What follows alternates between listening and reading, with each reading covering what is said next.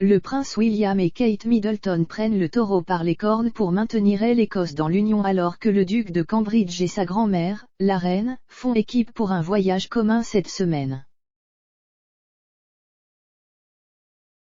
Sa Majesté est sortie aujourd'hui pour son premier engagement d'une visite de 4 jours en Écosse, accompagné du duc de Cambridge.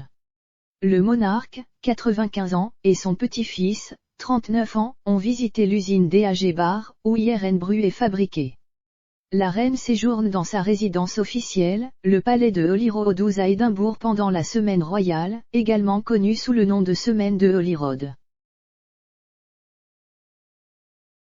Au cours des prochains jours, elle visitera également des entreprises, des organisations caritatives et des institutions culturelles à Édimbourg, Glasgow et Stirling.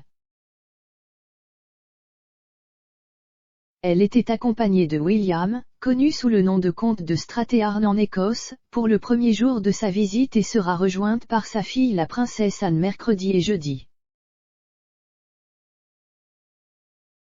Les membres de la famille royale sont donc au complet cette semaine pour la célébration annuelle de la culture, des réalisations et de la communauté écossaise. C'est la 3e fois que William se rend en Écosse pour des engagements au cours des 6 derniers mois, ce qui est beaucoup étant donné que cela a inclus des mois de verrouillage.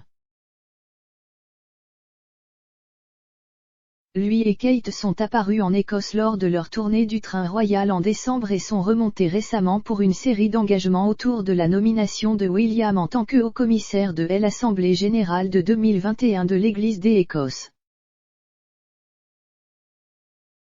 William et Kate auraient décidé de passer plus de temps au nord de la frontière en raison des inquiétudes suscitées par le nationalisme écossais.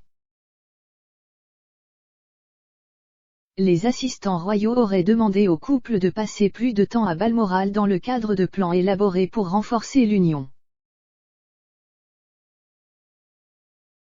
Pod Save the Queen est hébergé par Anne Grippé et présente le rédacteur royal du Daily Mirror, Russell Myers. Monsieur Myers a déclaré « Nous avons parlé de plus en plus fréquemment, n'est-ce pas, de la royauté plongeant son orteil dans la politique. Certainement William et Kate vont en Écosse. Cette histoire dans le Sunday Times à propos d'eux, certainement ils sont plus intéressés à prendre le taureau par les cornes et à croire que les politiciens perdaient l'Écosse. Alors, c'est assez intéressant, s'ils commencent à passer un peu plus de temps au nord de la frontière. Bien sûr, ils sont tous les deux connus pour adorer l'Écosse et cela leur a procuré beaucoup de joie dans leur vie et William est très protecteur envers l'Union dans son nouveau rôle de Lord haut-commissaire de l'Église des Écosses.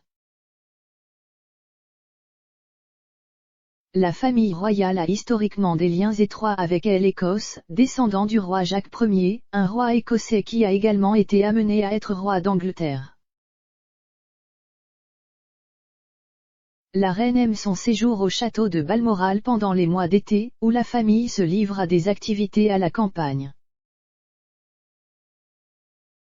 William a prononcé un discours émouvant à l'Assemblée générale de l'Église des Écosses de 2021 dans lequel il a décrit comment l'Écosse lui a apporté de la joie dans sa vie et l'a réconforté dans les moments de tristesse.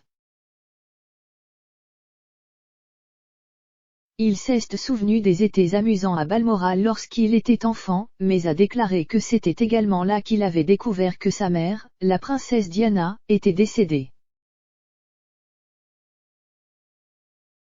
Il a déclaré, toujours sous le choc, « J'ai trouvé refuge dans le service de Cratty Kirk le matin même. Et dans les jours sombres de deuil qui ont suivi, j'ai trouvé réconfort dans le plein air écossais. » En conséquence, le lien que je ressens avec l'Écosse sera à jamais profond. Il a également expliqué comment lui et Kate se sont rencontrés à l'université de St Andrews, devant leur vie commune et leur famille à l'institution. William serait protecteur de l'Union, et il est probable qu'il continuera à lui rendre fréquemment visite, avec Kate, dans les mois et les années à venir.